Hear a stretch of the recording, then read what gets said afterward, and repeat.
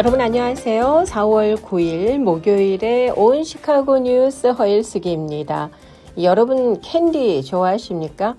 저는 시카고에 좀 살았지만은요. 시카고가 이렇게 유명한 캔디와 이 초콜릿 회사들이 많이 있는 도시인지 몰랐거든요.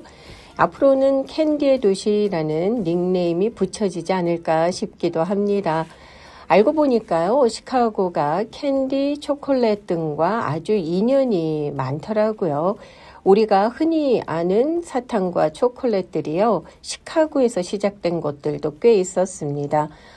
스니커즈, 밀크웨이로 유명한 세계 최대 제과 업체죠. 마르스라는 이 제과 업체는 1920년대에 본사를 시카고로 옮기면서 전성기를 맞기도 했습니다. 그런가 하면은 페레로 많이 아시죠? 이렇게 동그랗게 생긴 금박지로 쌓인 초콜릿이라고나 할까요? 페레로, 네슬레. 이 페레로 북미 본사가 시카고에 있고요. 버터핑거, 베이비루스와 같은 제품들도 시카고 지역의 공장에서 생산이 되고 있습니다. 그런가 하면은 투시롤 있잖아요. 이렇게 길게 막대처럼 생긴 미국에서 가장 오래된 캔디 중에 하나예요. 여전히 시카고에서 거대한 생산 공장을 두고 많이 생산하고 있습니다. 그래서일까요? 이 최근 시카고는 사탕의 도시로서 입지를 굳히는 대형 프로젝트를 하나 발표를 했습니다. 다운타운 미시간 애비뉴에 캔디 홀 오브 페임 익스페리언스라는 것이 약 6만 평방피트 규모로 조성이 될 것이라고 합니다. 대단하죠. 이것이 완성이 되면은 시카고의 또 하나의 명소가 되지 않을까 싶기도 한데요. 시카고와 갱단 이런 얘기 너무 옛날 얘기잖아요. 이제는 시카고와 캔디, 달콤한 역사와 또 경제, 클래식함이 함께 숨쉬는 이런 멋진 시카고라는 닉네임 다시 한번 좀 기대를 해봅니다. 자, 4월 9일 목요일에 온 시카고 뉴스는요. 주요 뉴스 전해드린 후에 시카고 한인연합장로교회의 김신영 유스 전도사님을 만나 뵙고요. 교회 학교 아이들이 성경과 또 신앙생활에 대해서 자주 묻고 있는 질문들에 대한 Q&A라고나 할까요? 말씀 나눠보도록 하겠습니다.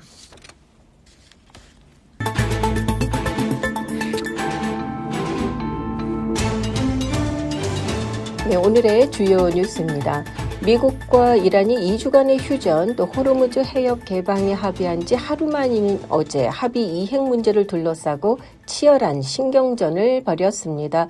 벤스 부통령은 어제 2주간의 휴전 그리고 종전 협상 진행에 합의한 이란을 향해서 만약 합의 약속을 깬다면 심각한 대가를 치르게 될 것이라고 말했습니다. 이 벤스 부통령의 언급은요, 이스라엘이 레바논을 공격을 했죠. 그러자 이란이 휴전 합의 위반이라면서 호르무즈 해협 재봉쇄 등을 거론했습니다. 이 때문에 나온 발언인데요.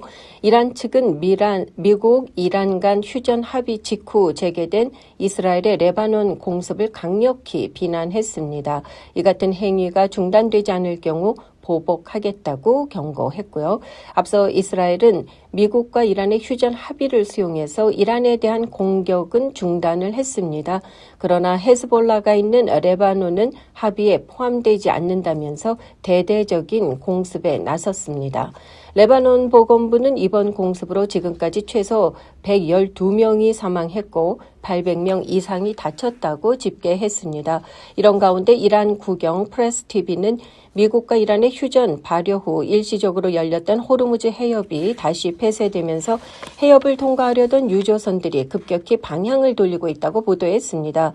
이란은 휴전 합의의 조건인 호르무즈 해협 개방을 서두르지 않고 언제든지 다시 폐쇄할 수 있다고 위협하고 있습니다. 이런 가운데 외신들은 호르무즈 해협 통행은 휴전 합의 전에 비해서 크게 나아지지 않고 있다고 보도를 하고 있습니다.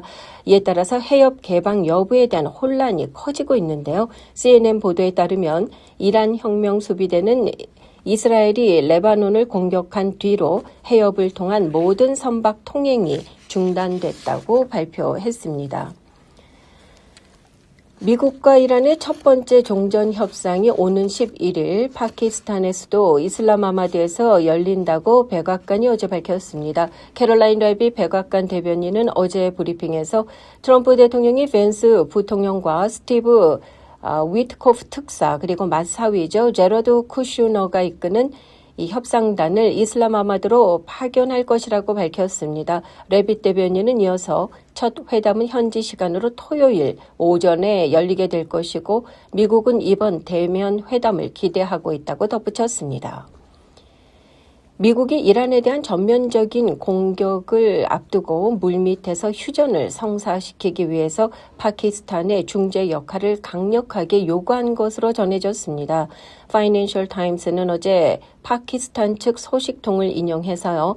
트럼프 행정부가 최근 수주 동안 파키스탄 정부를 상대로 이 같은 요청을 했다고 보도했습니다.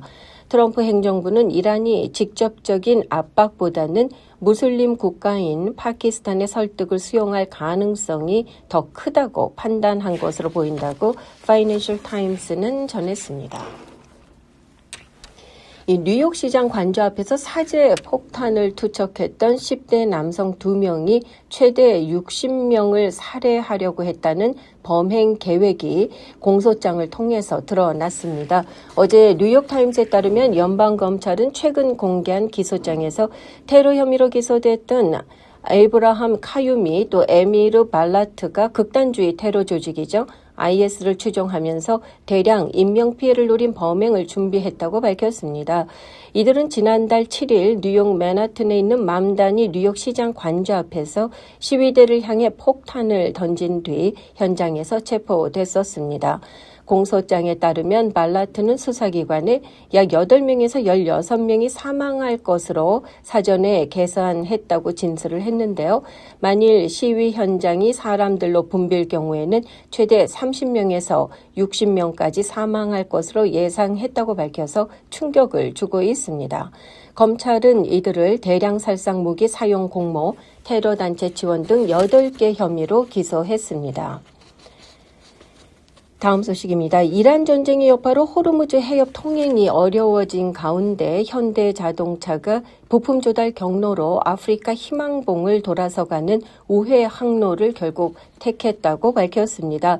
뮤누스 현대자동차 사장은 어제 블룸버그 통신과의 인터뷰에서 선박을 기존 경로를 벗어난 희망봉으로 돌렸다면서 이에 따라 조달 기간이 크게 늘어나게 됐다고 말했습니다. 이는 공급망 충격과 관세, 또 지정학적 긴장 속에서 자사를 보호하기 위한 큰 계획의 일환으로 해석되고 있습니다. 현대차는 공급망 차질에 대처하기 위해서요. 현재 공급망과 관련된 회의를 매주 열고 있는 것으로 알려졌습니다. 비단 현대자동차뿐만이 아니겠죠. 현대차는 올해부터 자율주행차 웨이모에 납품할 로봇 택시를 생산하기 시작했는데요. 이 규모는 앞으로 수만 대에 이를 것이라고 밝혔습니다.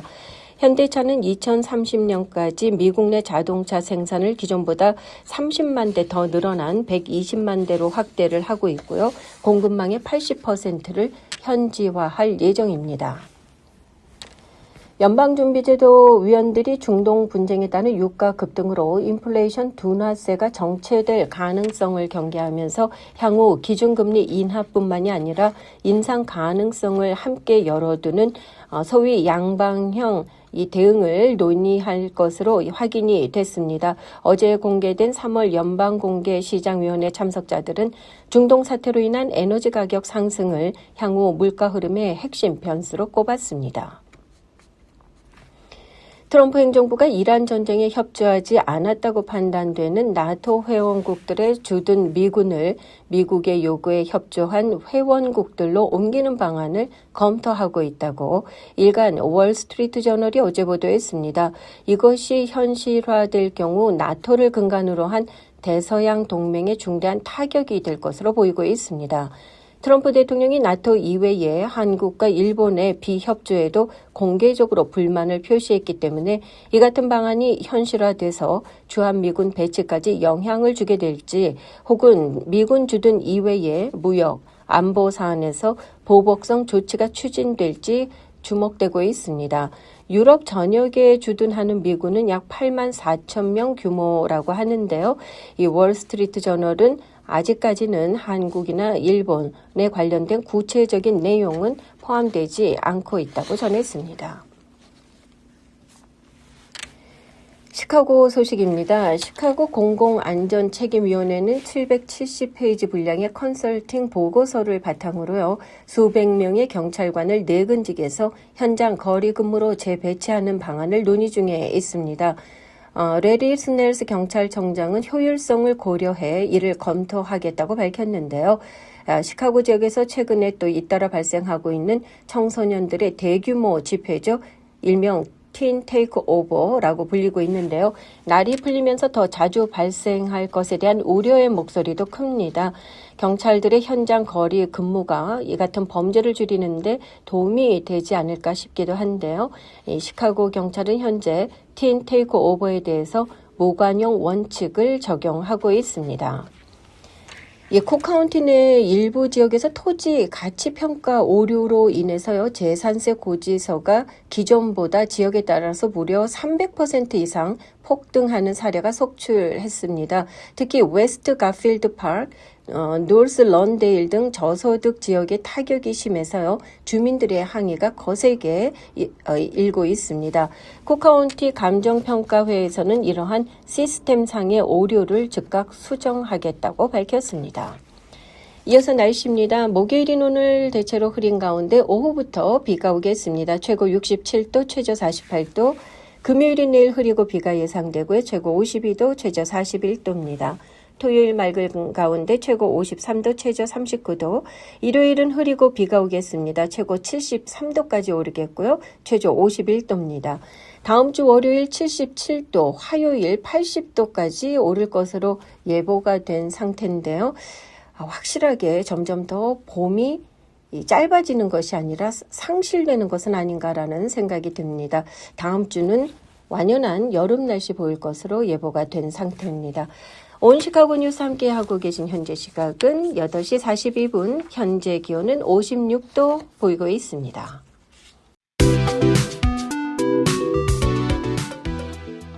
시카고 한인연합장로교회 유스그룹 전도사님이신 김신영 전도사님께서 현재 시카고 한인연합장로교회에서 세계관에 대한 강의를 하고 계십니다. 관련된 말씀을 이 시간에 해주셨었는데요.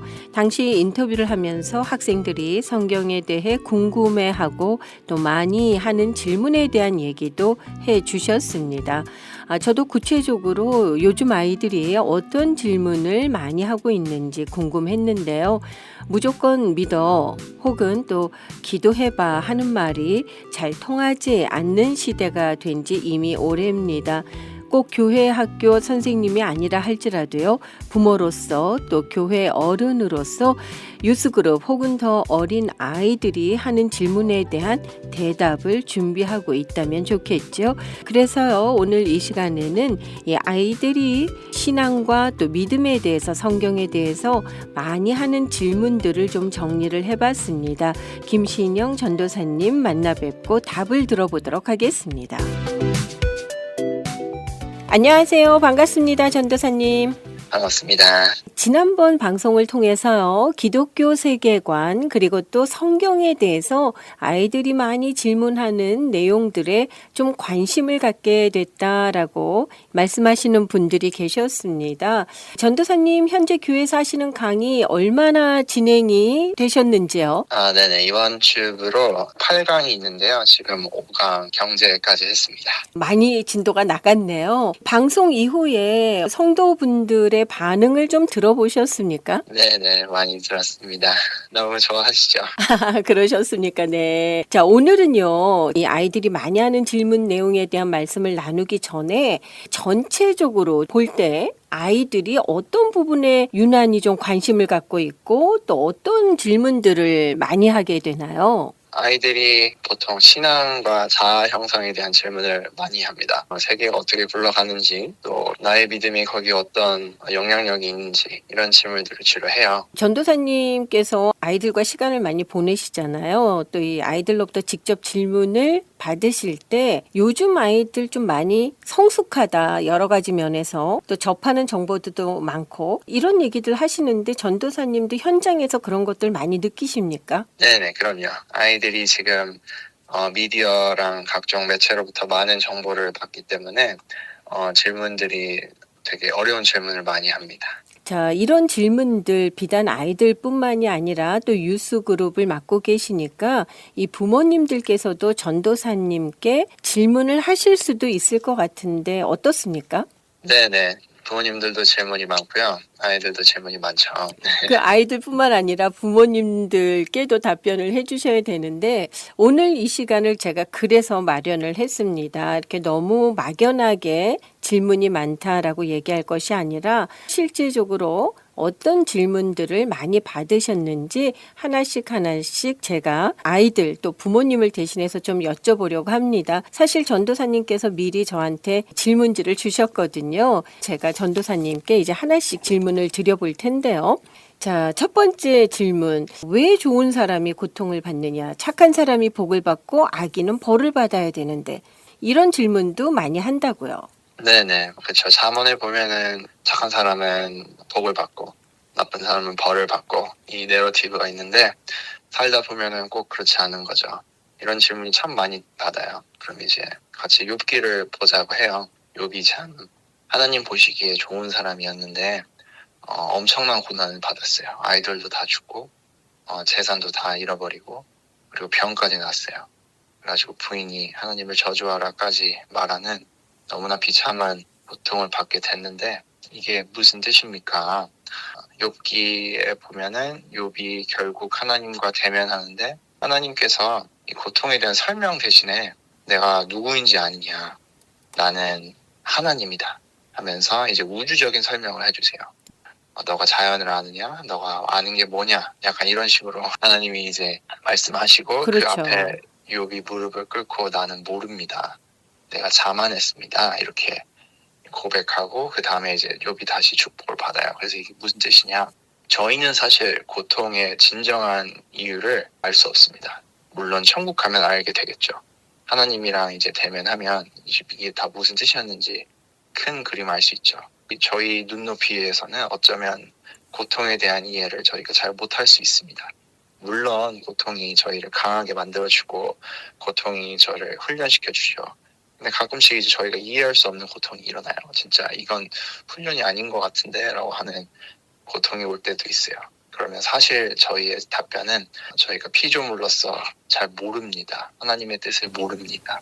모르지만 저는 선한 하나님을 믿어요. 여기까지 오는 게 우리 크리스천의 성숙한 크리스천의 답변이죠.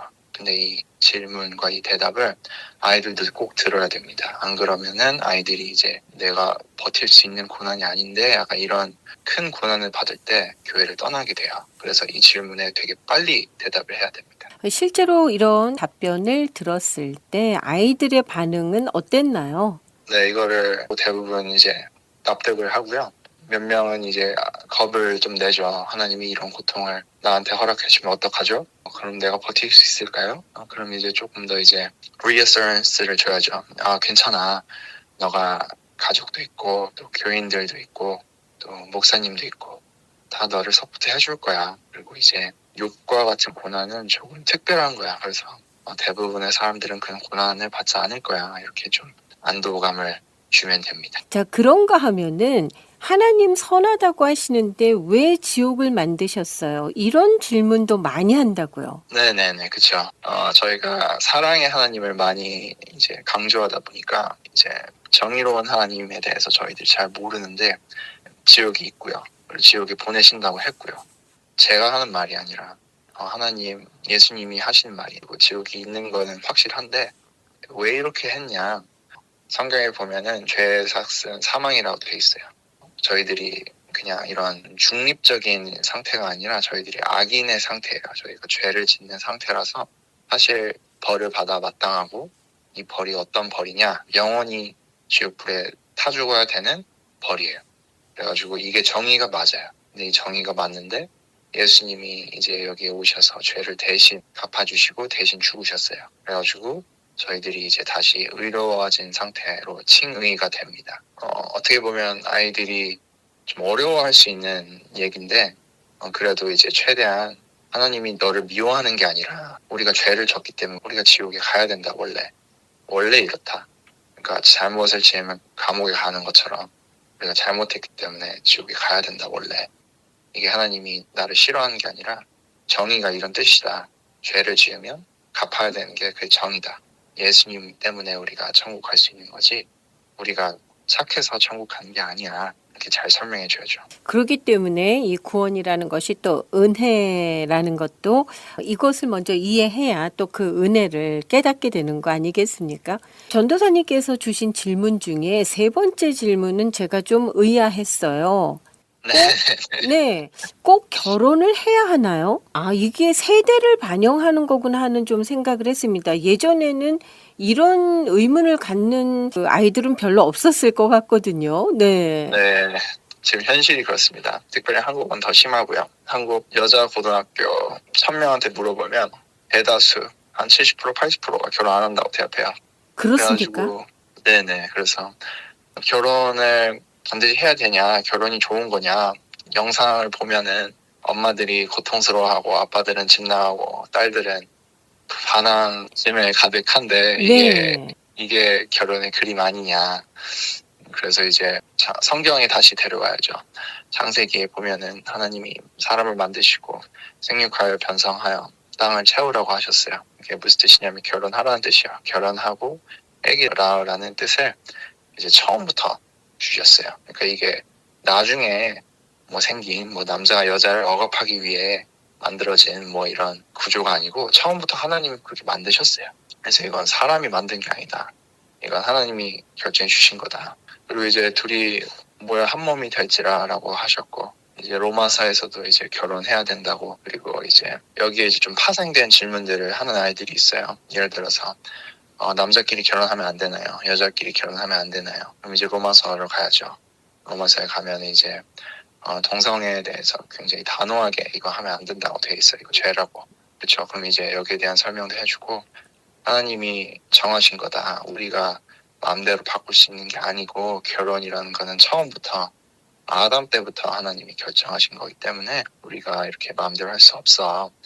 그리고 이제 물론 바울 같은 결혼 안 하고 일하는 사람들도 있는데 그분들은 되게 특별히 부르심을 받은 거지 대부분의 사람들은 결혼하고 아기 낳는 게 맞다 이렇게 이제 좋게 설명해야죠.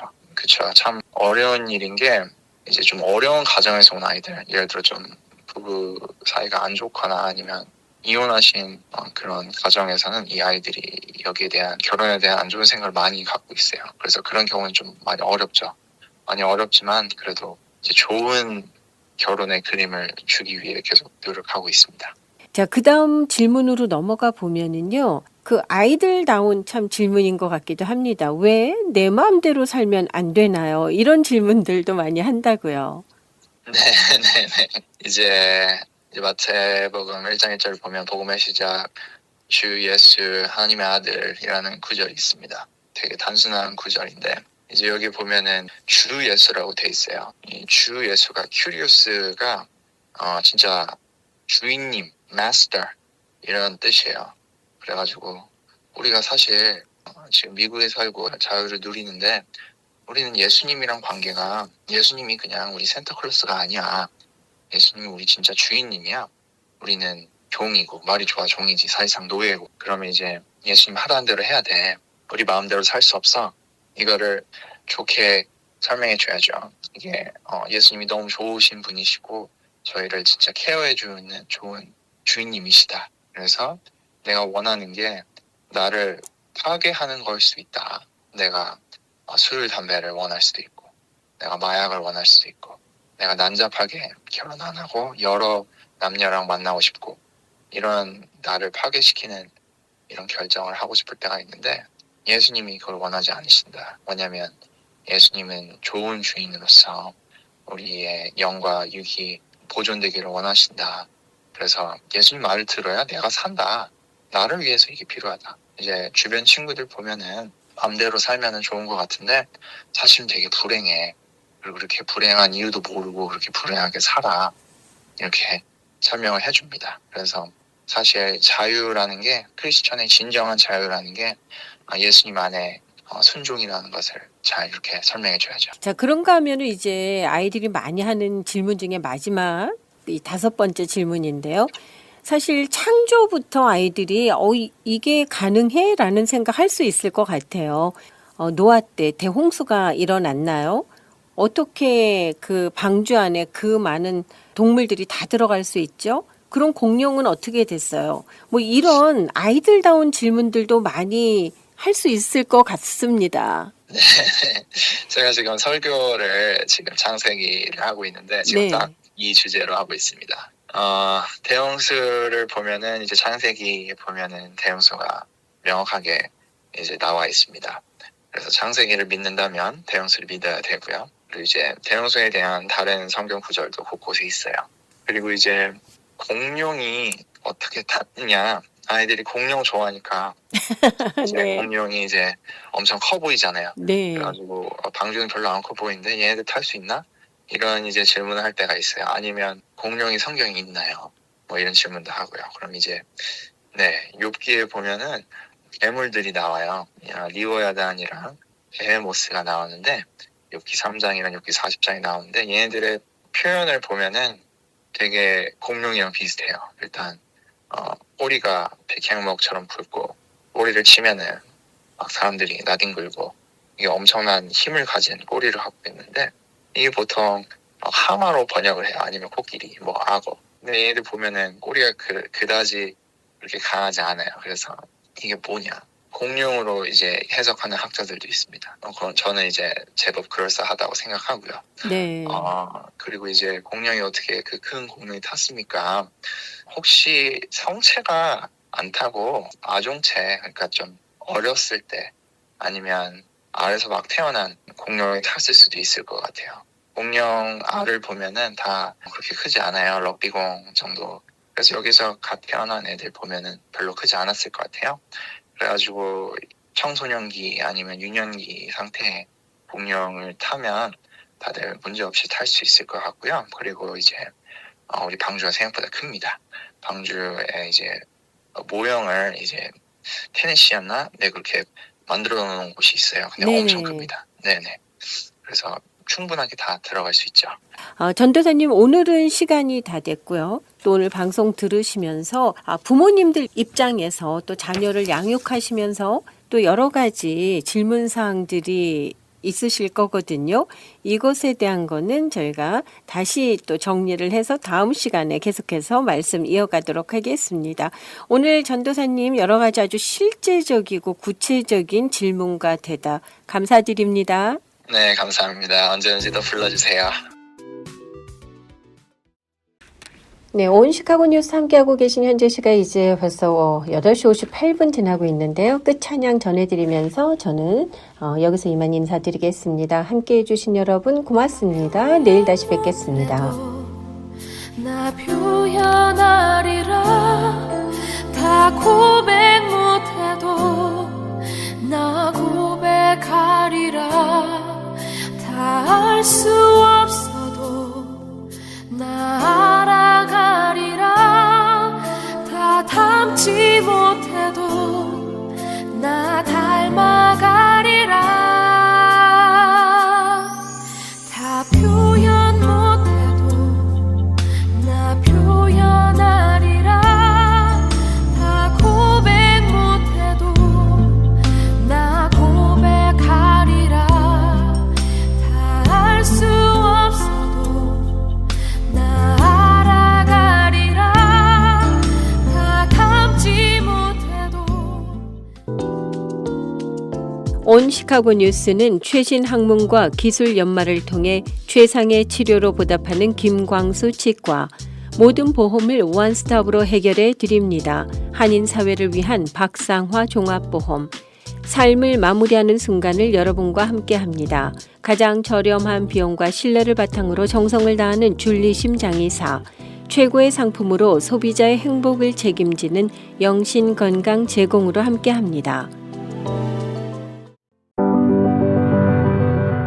AM 1590, FM 95.9, WCGO 에반스톤 시카고입니다.